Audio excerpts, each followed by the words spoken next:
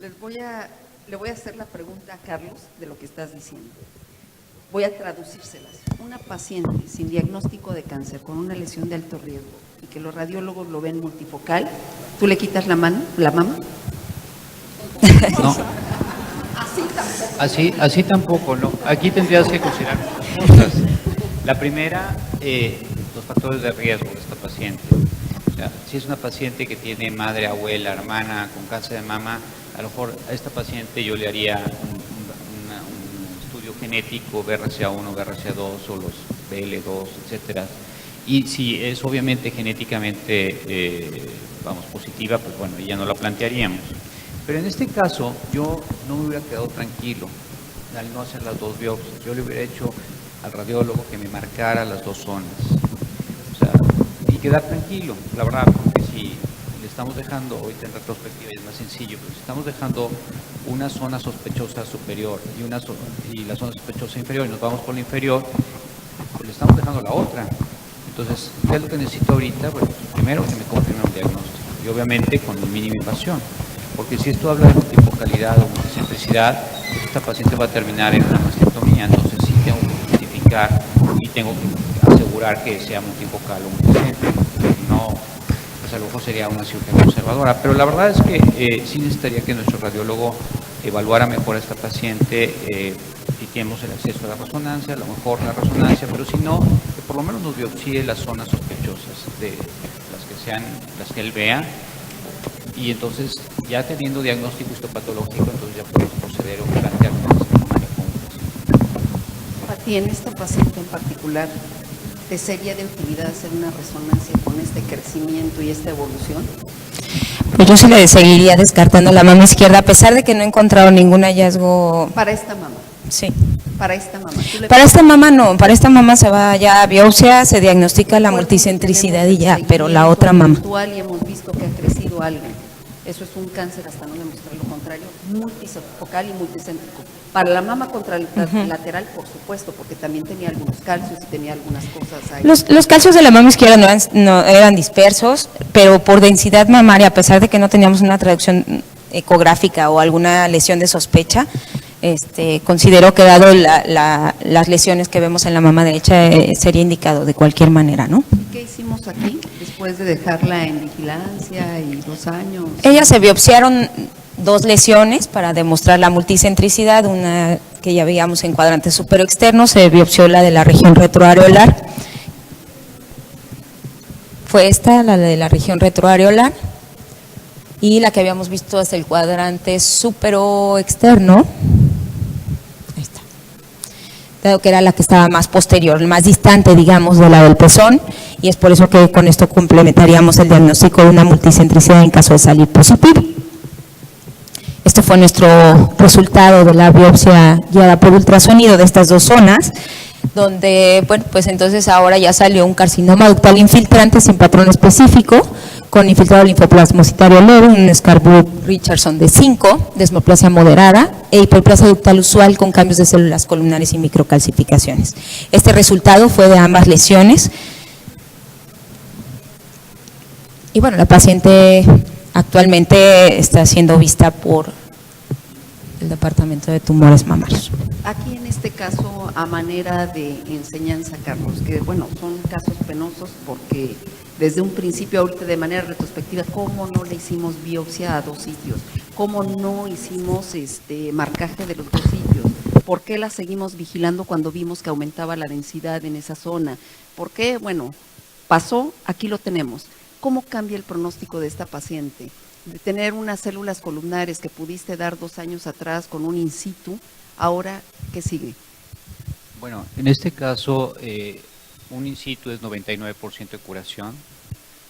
Ya un carcinoma invasor, dependiendo del tamaño, aquí son chiquitos, pero bueno, finalmente chiquitos, son cancercitos, o sea, no importa, ¿no? O sea, la posibilidad de curación, pues a lo mejor está alrededor del 85%.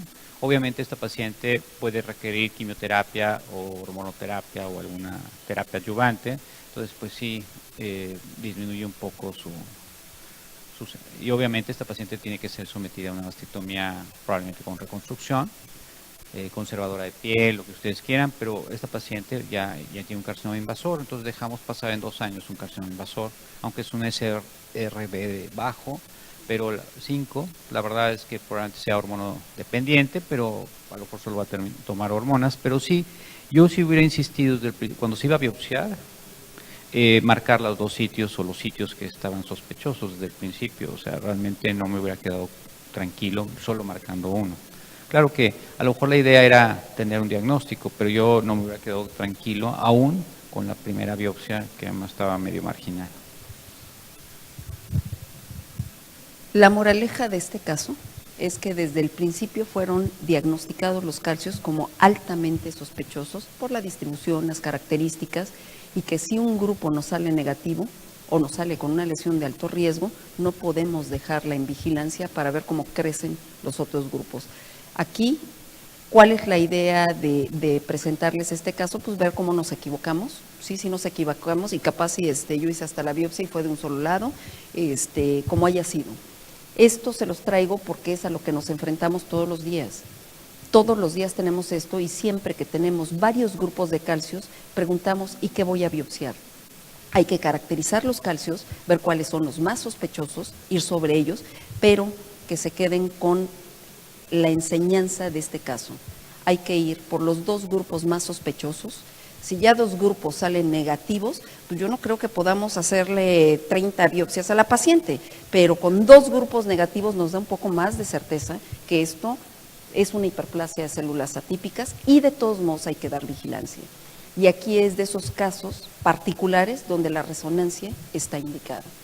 Si tienen ustedes una paciente con una situación similar, antes de meterle una aguja para poder saber cuáles son los focos más sospechosos, lleven la resonancia y eso les va a ahorrar un chorro de problemas como pudo ser esto.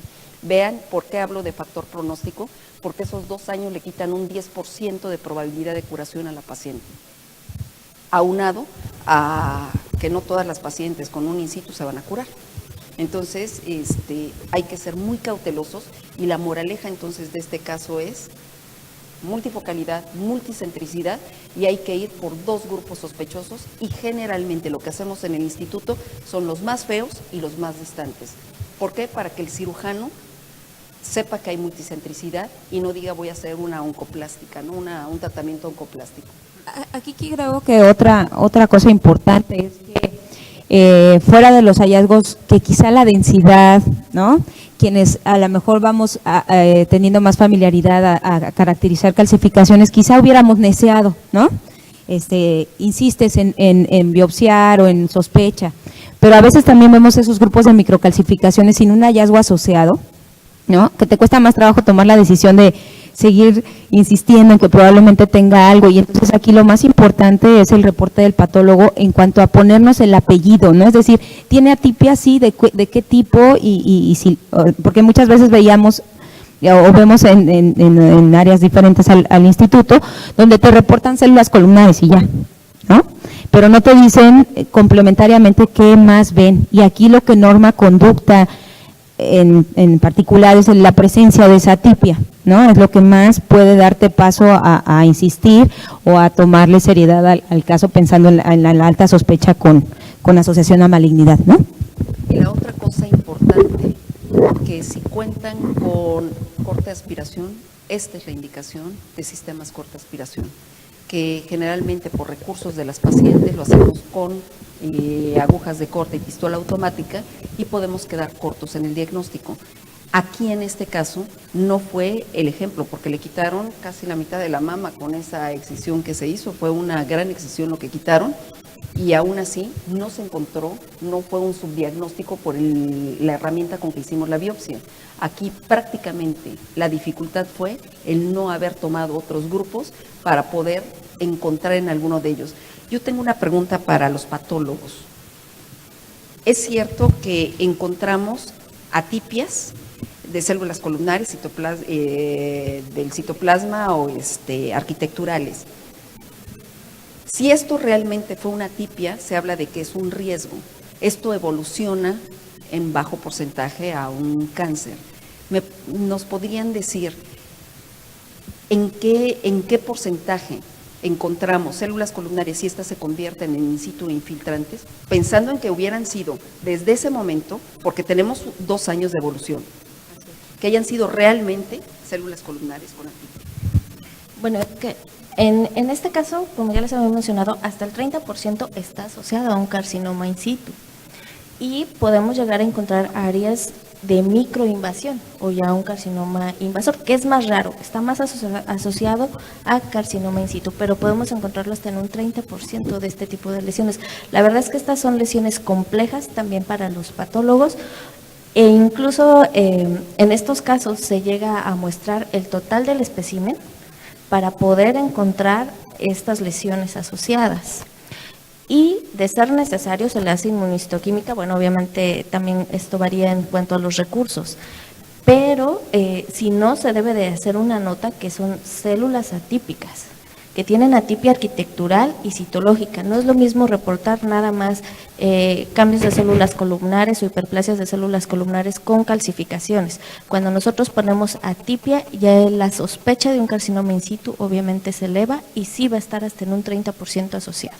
Y podemos encontrar dentro de estas algunas áreas de microinvasión. Y es importante hacer el diagnóstico diferencial. Esta es una duda personal. Se asocian a carcinomas. Hay atipia más asociación, pero también sabemos que esas atipias se convierten en cáncer, que eso puede ocurrir. ¿Con qué frecuencia pasa eso? En ¿Son un, lesiones de alto riesgo? así es, de un 15 a un 20%. Incrementan un riesgo relativo hasta de 2 veces en una paciente.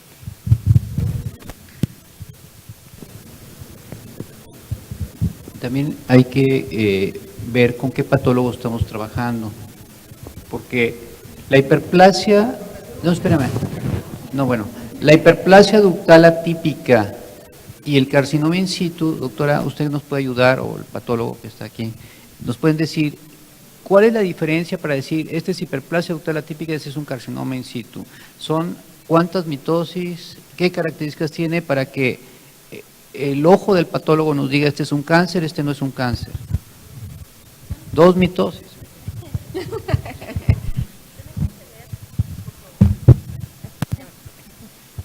Tenemos que ver varias cosas. Una es la extensión de la lesión. Nosotros por arriba de 2 milímetros ya son altamente sospechosas. Y otra es la monotonía que presentan las células. Cuando hablamos de una hiperplasia vemos todavía heterogeneidad en las células. Es decir, podemos encontrar células mioepiteliales dentro de estas células epiteliales. Y eso nos da la pauta. Cuando tenemos ya sospecha, porque a veces podemos ver ya una monotonía celular, un nucleolo evidente, no precisamente áreas de mitosis, porque podemos no observarlas, pero ya vemos células monótonas y con escasas mioepiteliales hacemos inmunistoquímica. Las citoqueratinas de alto peso molecular van a perder la expresión en los carcinomas in situ y vamos obviamente a no encontrar ya células mioepiteliales. Por eso son lesiones también para nosotros muy complejas cuando las podamos revisar. Pero obviamente nos apoyamos de estas herramientas, de observar células mioepiteliales, la extensión de la lesión y ver obviamente si tiene nucleolo o no. Si nosotros vemos, ya no observamos células mioepiteliales, esto es un carcinoma in situ. Si tenemos áreas de necrosis, también nos orienta a un carcinoma in situ con necrosis, ya le damos grado, si es alto o bajo grado, dependiendo del patrón que tengan. Pero si hay necrosis, pérdida de células mioepiteliales, tanto por el corte histológico y lo confirmamos por inmunistoquímica, eso es un carcinoma in situ. Si tenemos atipia de manera focal en un ducto, hay que hacer inmunistoquímica, porque todavía puede ser una hiperplasia con atipia, pero si demostramos que tiene células mioepiteliales ahí adentro, es hiperplasia.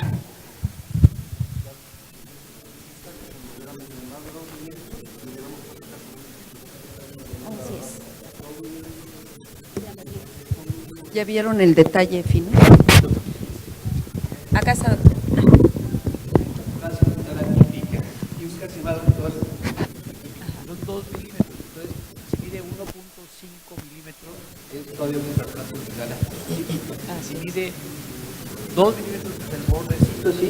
Si es el borde, o sea, si es 1.5 milímetros es una hiperplasia ductal atípica. Si mide 2 milímetros ya es un carcinoma. Algo que patólogo tiene que estar, vamos, en comunión con nosotros, y esa es la importancia de tener a los patólogos y a los radiólogos en conjunto, porque si no, pues vamos a tener muchas fallas, ¿no? Y finalmente se paga el pacto que tenemos.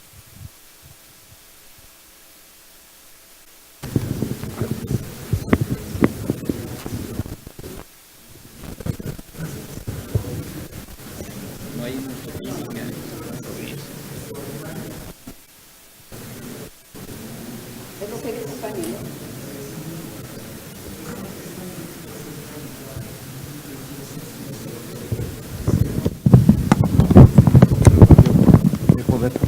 El micrófono. Poder comunicarnos y poder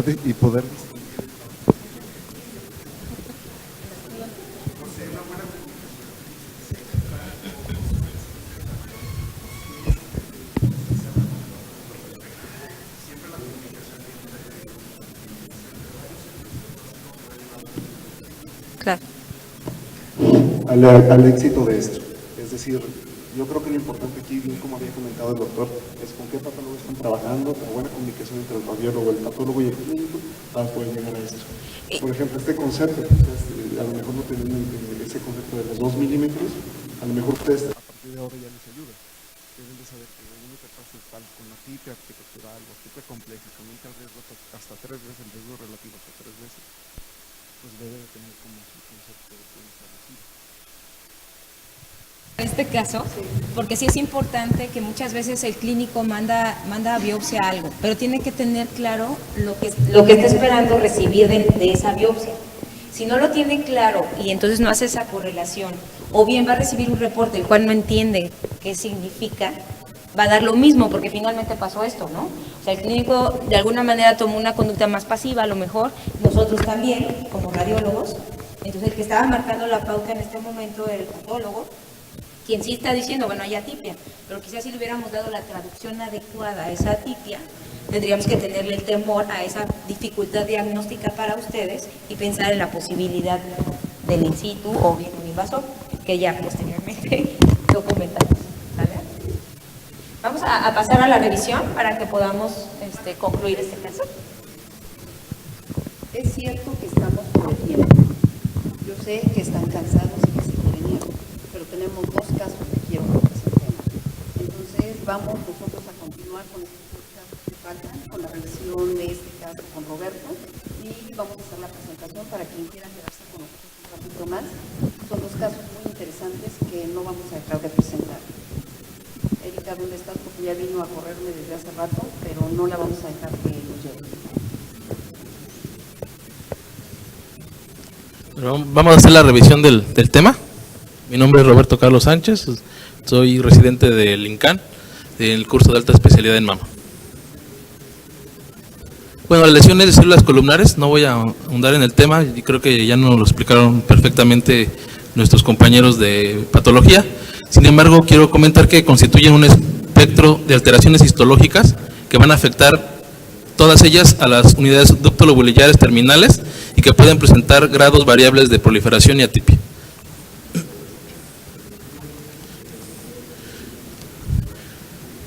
Antes se clasificaban, de acuerdo a Salomón, en 4 conjuntos. Sin embargo, actualmente Simpson y colaboradores tienen ya 6 categorías en las cuales, desde el cambio de células columnares y la hiperplasia de células columnares sin atipia, hasta todas las demás, el espectro de lesiones que se van a comportar con atipia, teniendo ya sea alteraciones citológicas o estructurales. A las lesiones que tienen atipia se han englobado en un conjunto de lesiones que se le conocen como atipia estructural plana, epitelial plana, perdón, en el cual ya tienen un valor predictivo positivo para malignidad en conjunto de 20.8%. El diagnóstico se hace, como bien lo comentó un doctor, posterior que se hace la biopsia con aguja gruesa, tiene una tasa de subestimación para lo que es el carcinoma in situ o invasor de hasta el 33% posterior a la excisión quirúrgica. Y se dice que Fraser y colaboradores comentaron que hay una asociación con lo que es el in situ de bajo grado del 56% y con el de alto grado hasta el 19%. Es importante comentar que el riesgo de estas lesiones de células columnares es dependiente del riesgo asociado a otras lesiones proliferativas concomitantes. Por lo que el grupo de trabajo de la OMS recomienda, bueno, en primer lugar, que todas las lesiones se tiene que distinguir si tienen o no tienen atipia. Y la atipia epitelial plana, como les comenté, generalmente se llega a acompañar con hiperplasia ductal atípica o con el ductal in situ de bajo grado, en los cuales obviamente el riesgo incrementa de 4 a 5 o de 8 a 10 respectivamente para el cáncer invasor, por lo que recomiendan que todas las lesiones atípicas deben excindirse.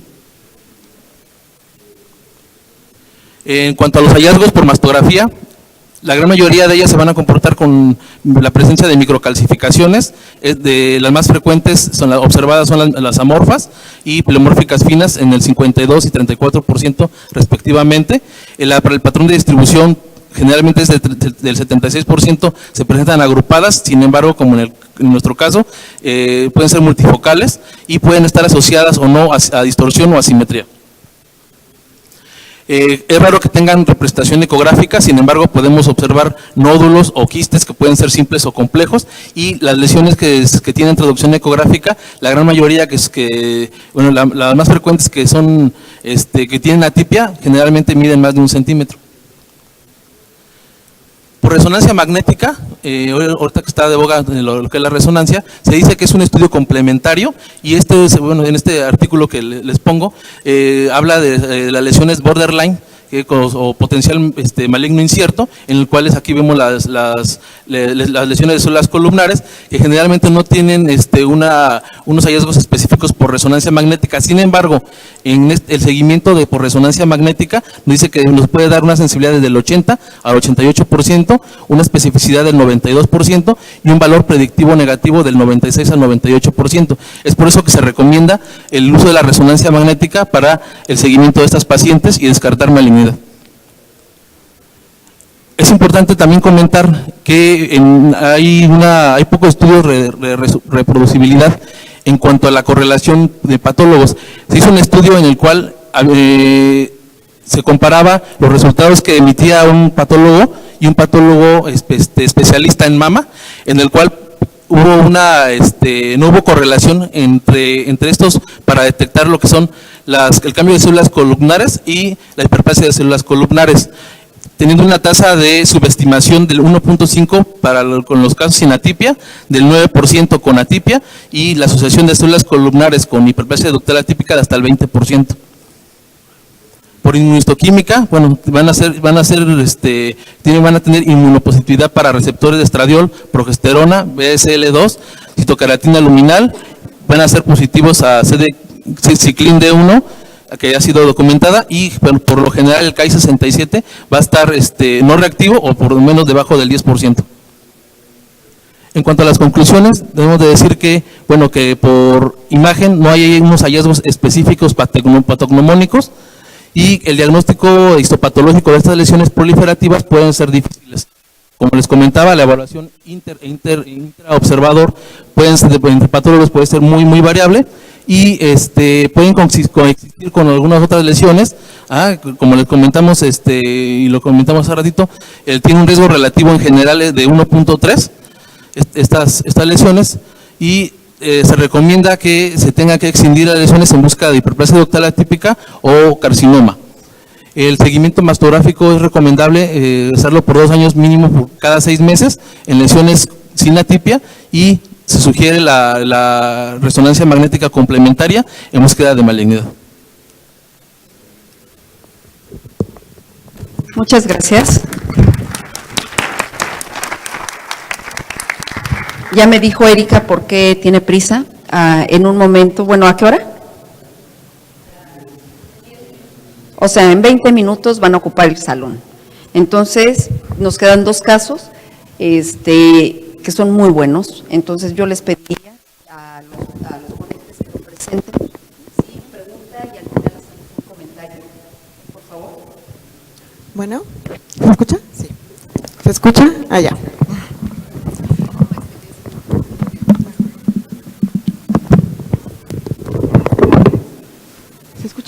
No, ¿verdad? Ahí. Buenas tardes, gracias por su asistencia y por su permanencia. Vamos a continuar con el caso número 4.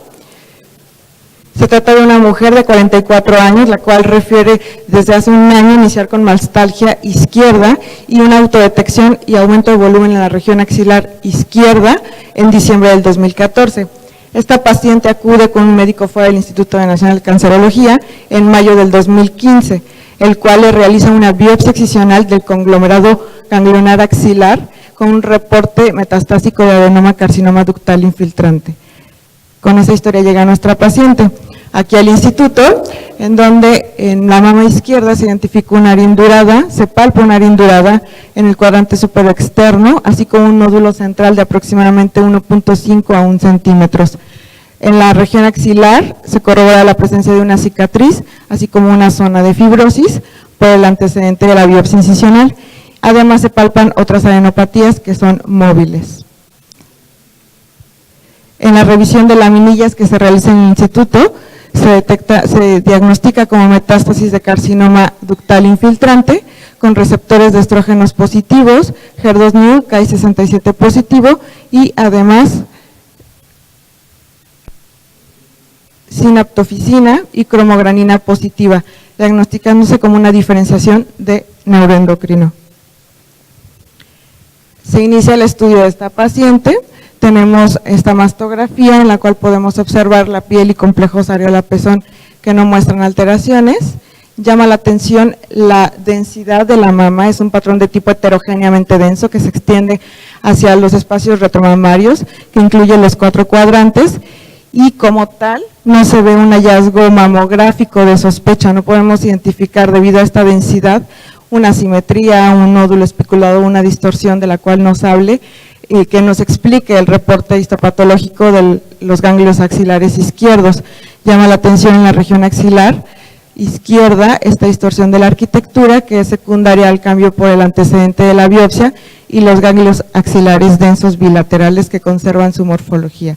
Aquí tenemos las proyecciones craneocaudales, donde volvemos a ver esta heterogeneidad del tejido, la alta densidad como tal, sin embargo no se ve un hallazgo de sospecha. Se decide complementar con ultrasonido esta mastografía. En la mama derecha no se identificó ninguna lesión y en la mama izquierda tenemos como hallazgos positivos en la región axilar izquierda la presencia de ganglios con incremento en sus dimensiones, un engrosamiento cortical y el hilio excéntrico. Adyacente a este ganglio observamos esta distorsión de la arquitectura que proyecta sombra sónica posterior en el sitio del antecedente de la biopsia y en mama la única lesión, el único hallazgo sonográfico que identificamos en el cuadrante superior externo es este nódulo que es hipoecoico, discretamente heterogéneo y lobulado con un reforzamiento sónico posterior y sombra lateral. Sin embargo, las características de esta lesión que tenemos sonográficamente en el cuadrante superior externo no nos explica como tal el reporte histopatológico que tenemos del conglomerado ganglionar axilar izquierdo. Es importante que nosotros tengamos en cuenta que la mamografía es el estudio inicial para la evaluación de la mama. Sin embargo, en mamas que son altamente densas podemos tener mayor cantidad de falsos positivos o falsos negativos. En este caso, el estudio de elección para esta paciente es la resonancia magnética, la cual se realiza, tenemos aquí secuencias T1 en cortes axiales, sin contraste, como son estas dos, y con contraste. En el cuadrante superior externo, el nódulo que nos mostraban por ultrasonido no mostraba más que un mínimo reforzamiento y una curva tipo 1 de benignidad. Sin embargo, a la administración del medio de contraste con gadolínio, podemos observar la presencia de un nódulo en la interlínea de cuadrantes internos que muestra una morfología irregular. Los bordes son mal definidos, son irregulares y un reforzamiento homogéneo. Y en el cuadrante inferior interno igual podemos encontrar nuevamente otra lesión con una morfología irregular, igual los bordes son irregulares y muestran un reforzamiento homogéneo. Evaluando su comportamiento dinámico, aquí tenemos unas curvas que representan curva tipo 3, en las fases iniciales muestran un reforzamiento importante, un ascenso elevado y en las fases más tardías un descenso mayor al 10%, mostrándose curvas tipo 2 tipo 3 y tipo 3 en la lesión de la interlínea de cuadrantes internos y en cuadrante inferior interno. En estas imágenes 3D podemos observar las dos lesiones y podemos medir adecuadamente la distancia que existe entre cada una, mostrando multifocalidad. Aquí tenemos los mapas de color en donde nos ayuda a evaluar el incremento o evaluar la perfusión de las lesiones. Aquí tenemos marcadas con rojo la de cuadrante inferior interno y la interlínea de cuadrantes internos en esta otra imagen. Aquí tenemos unas secuencias T2 y T2 FATSAT en donde podemos identificar y caracterizar mejor la presencia de ganglios axilares, los cuales muestran incremento en sus dimensiones, engrosamiento cortical y pérdida del hilio graso. Es importante que nosotros, ya que detectamos lesiones adicionales en la resonancia magnética, que es la indicación como tal y en lo que nos va a servir, es definir la carga tumoral, si existe multifocalidad, multicentricidad y bilateralidad. Nosotros debemos de reportar cuántas lesiones existen, en cuántos cuadrantes las encontramos, la distancia al complejo areola-pezón y a la pared torácica. Y también nosotros debemos de caracterizarlas sonográficamente, ya que muchas veces en la mayoría de los estudios únicamente reportan el cuadrante, pero no nos dicen o no le dicen a los clínicos si estas lesiones son vistas sonográficamente. En estos casos nosotros debemos de realizar un second look. Aquí nosotros valoramos e identificamos la lesión que se encontraba en la interlínea de cuadrantes internos, en el radio 9 a 5 centímetros del pezón. Fuimos intencionadamente a buscar la lesión y podemos observar la presencia de este nódulo que es de morfología irregular, sus bordes son microlobulados, es heterogéneo y medía creo que 10 centímetros, 1 centímetro por 8 milímetros, no recuerdo bien, pero más o menos esas son las dimensiones. Sin embargo, la que se veía en el cuadrante inferior interno, esa realmente fue muy difícil de encontrarla, era como buscar una aguja en un pajar, porque el tejido era realmente heterogéneo, tenía muchos ductos, sin embargo, intencionadamente este era el único hallazgo, este nódulo muy pequeño que medía 4 por 5 milímetros, que muestra una morfología irregular y sus bordes microlobulados, es la única que persistía, sin embargo, llegaba a modificar en los diversos ejes. Esta lesión la marcamos con un marcador oleoso en la piel y volvimos a meter a la paciente al resonador, volvimos a aplicar medio de contraste ya que únicamente se veía de esta forma. Corroboramos aquí que se trata de la lesión, las dos lesiones fueron biopsiadas, aquí tenemos las imágenes de la lesión localizada en radio 7, 8 a 4 centímetros del pezón y de la de radio 9 a 5 centímetros del pezón. A esta paciente contaba con imágenes de PET y del PEM en las cuales únicamente reportaron la presencia de una lesión, cuando en la resonancia magnética nosotros reportamos 2 lesiones y en el reporte que tuvimos fue un carcinoma ductal in situ en la lesión de radio 9 a 5 centímetros del pezón con infiltrado linfoplasmocitario. Y la otra lesión que también marcamos posteriormente y a la cual le volvimos a hacer resonancia, se reportó un carcinoma ductal in situ de alto grado, sin necrosis y cambios fibroquísticos. En este caso, bueno, al concluir este caso, lo más importante es que nosotros cuando tengamos a esta paciente con este contexto clínico en los cuales debutan con ganglios axilares, que se consideran carcinomas ocultos, cuando no encontramos una lesión mamográficamente o por imagen. En estos casos nosotros debemos de realizar como complemento una resonancia magnética. Es el estudio de elección ya que tiene mayor sensibilidad para detectar lesiones, para valorar la extensión de estas, para detectar multifocalidad, multicentricidad y bilateralidad. Y es importante que nosotros, si no contamos con el recurso, enviemos a las pacientes y biopsiemos para poder pues demostrar este tipo de lesiones. ¿Alguna comentario? Vamos a continuar con la revisión.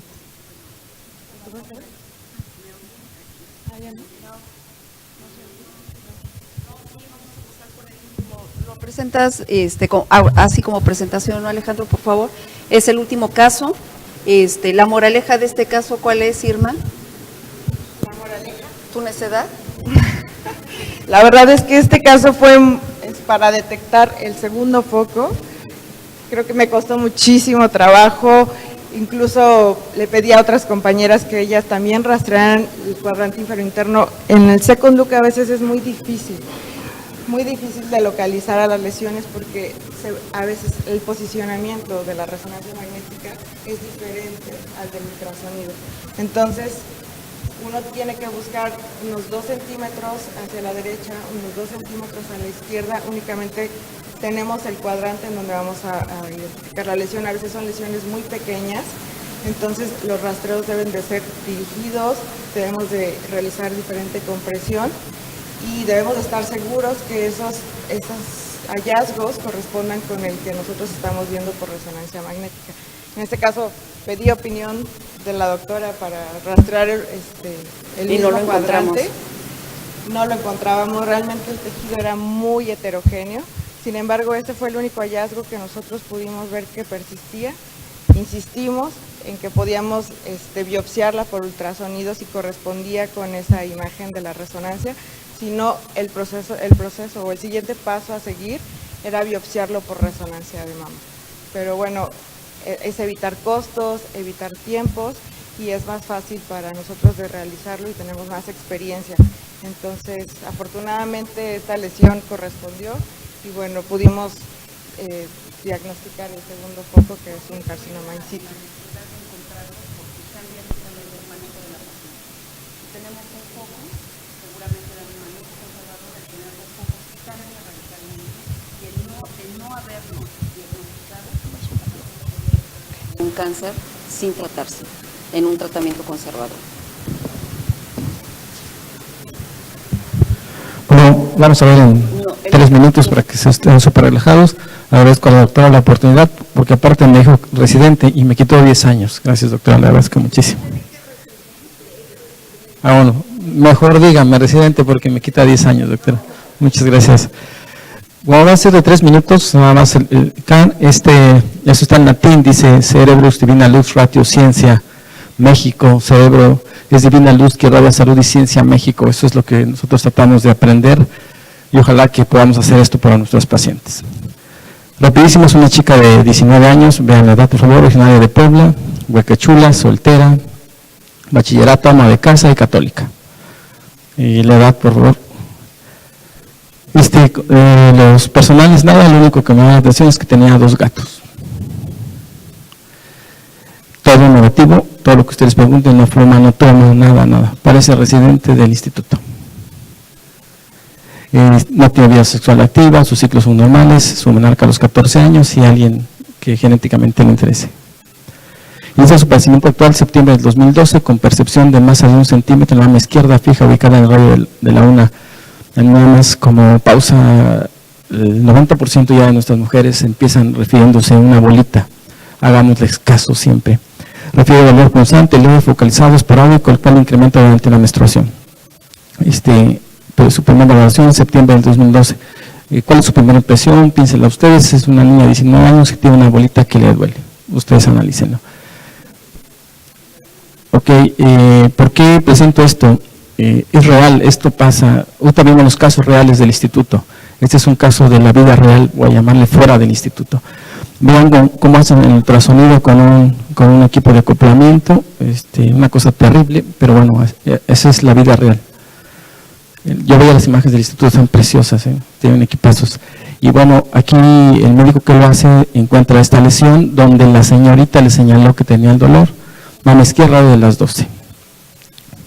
Ok, por favor, no voy a leerlo, pero lo que está en rojo es lo que quiero. ¿Y por qué puse esta descripción? Porque es la descripción que viene de fuera. Dice que tenemos una lesión de 13 por 12 milímetros, sólida, y listo. ¿Okay? 24 de octubre del 2012. La señorita sigue con su lesión, sigue con su lesión. ¿Y qué creen? Vuelve con su médico dijo, no es nada, aquí el doctor dice que esto es un fibroadenoma. Por favor, obedece, porque se ve muy jovencita. Dígame. Déjeme ver. 16 de enero del 2013, la anterior es 24 de octubre, noviembre, diciembre, enero, 3 meses. Ok. Pasa, la señorita vuelve a insistir que tiene algo ahí que le duele. Aquí está la lesión. Bueno, aquí la pueden ver, el 16 de enero del 2013, la lesión ya cambió. Obviamente para todos los que nos sacamos esa imagen, pues ya cambió. Vean el reporte nuevamente, esto pasa todos los días, lo que ponen que es una imagen homogénea, hipocoica, poderes definidos, doppler, adiposo, parénquima, sinadenomegalias, ¿no? Ovoideas, le dan esta lesión, aunque les parece increíble, no pongo nombre y nada, le dan como un BIRATS. Todos continúan pensando que esto es un fibroadenoma. La señorita nuevamente en su intención de vivir, en su intención de decir yo que tengo algo, bueno, busca, llega al hospital, pasa al área de ginecología, lo que dicen en el instituto pasa en todos lados, pasa a ginecología, la revisan, dicen que encuentran un óvulo de 1 centímetro, radio de las 12, hay células negativas.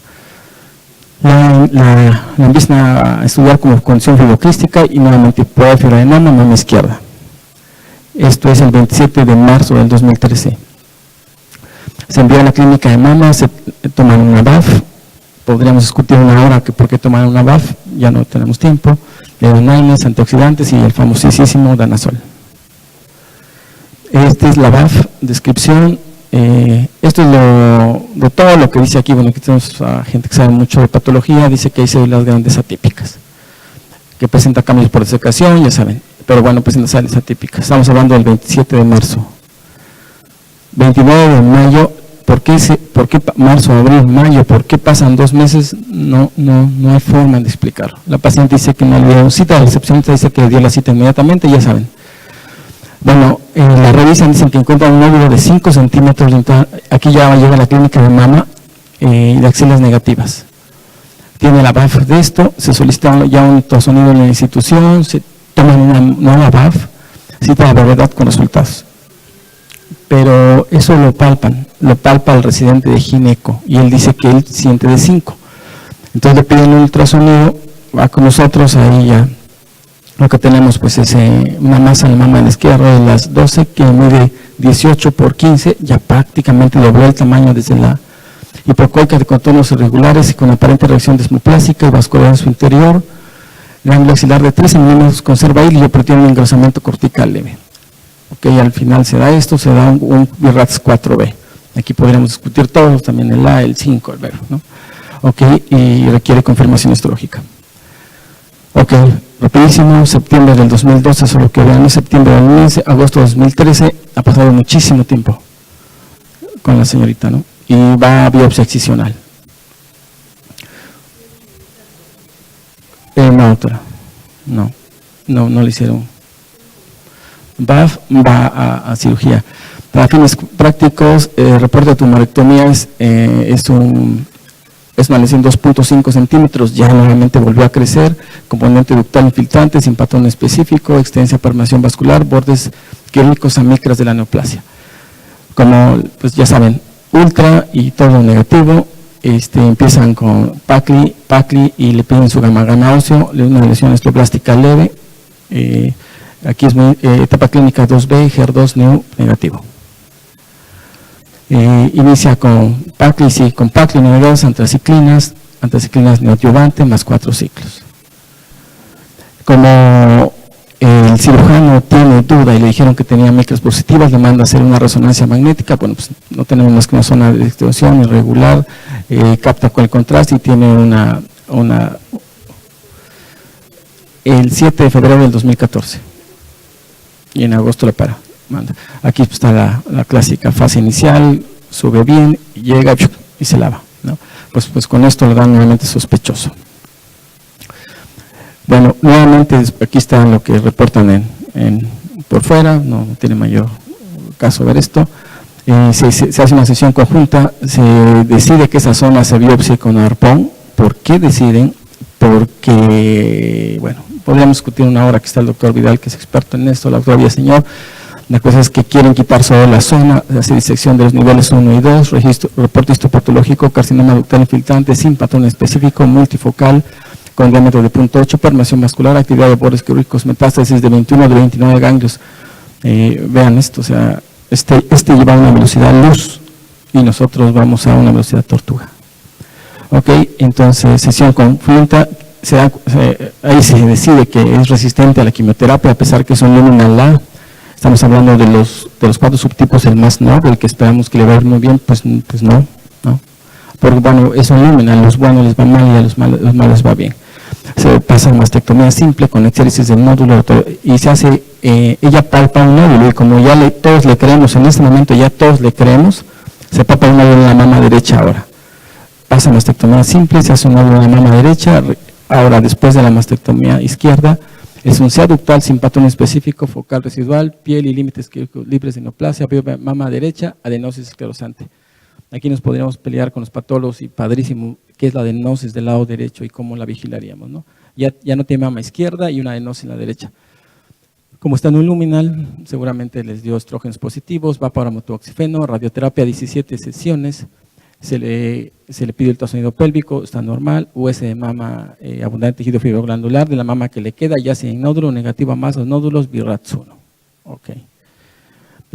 Bueno, rapidísimo, la paciente está bien, pero hay 1.000.000 de errores en esto. Pasa en 2 lados. ¿Por qué se los quise presentar? Porque tiene 19 años y la opinión del doctor Vidal. Aquí, qué lamentable caso, 19 años. Esta paciente vale la pena una consejería genética y BRCA probablemente va a ser positivo, tiene más del 25% de serlo. Esta paciente, bueno, tiene muy mal pronóstico lamentablemente.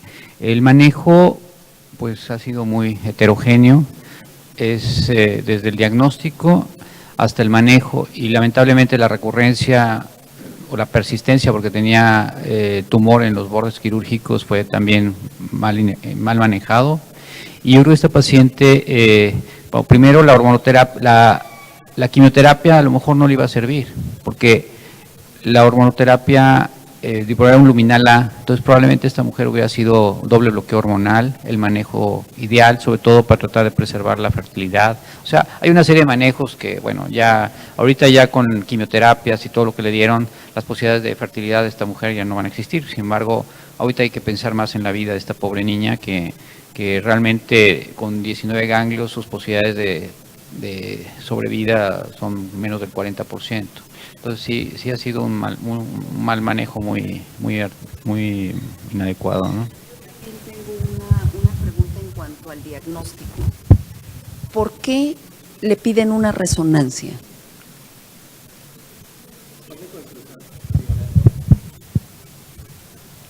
Hablo con el cirujano, voy a verlo y le dije, a mí ya me llaman la resonancia así, en placas, chorreada. Le dije, oye, ¿por qué la pediste? Me dice, mira, porque es que tenía amígdalas del tumor, estamos ahí y queremos preservar la mama.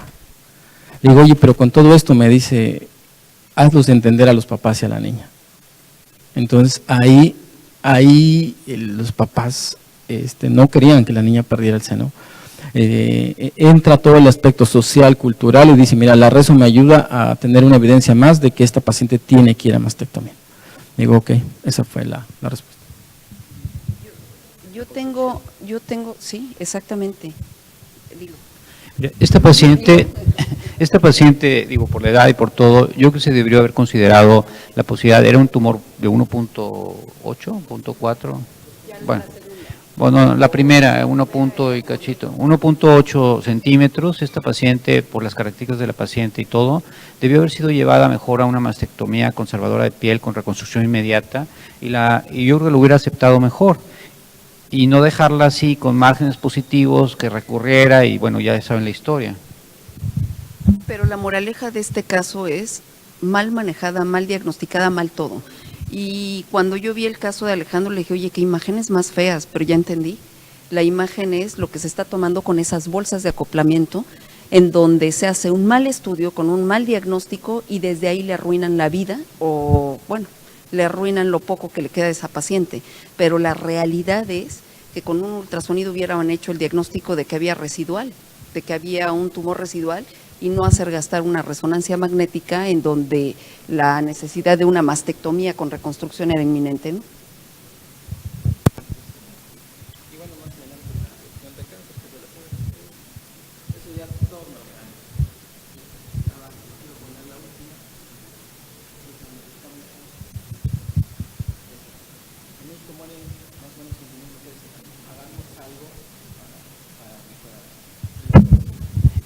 ya nos dieron la estadística en la inauguración, 5.500 mujeres mueren. Nada más 500 más. Bueno, pues una disculpa, los últimos dos casos nos extendimos mucho en los anteriores, pero bueno, quiero agradecerles a todos por su participación, gracias al grupo del INCAN, aunque eres ex residente, sigue siendo INCAN, no eres tan joven tampoco, niños son ellos. Y bueno, quiero darles las gracias a todos por estar con nosotros y aguantarnos tanto tiempo. Espero que les haya sido de utilidad. Y ya vieron que, bueno, no es que seamos orgullosos de nuestros errores, pero también aprendemos muchos de ellos. Y hay veces en que hay que tener que decir, nos equivocamos, pero les transmitimos esto para que no nos suceda y que cuando tengan un caso similar, cuando menos piensen que no debe de irse la paciente. Muchas gracias y nos vemos el año que entra.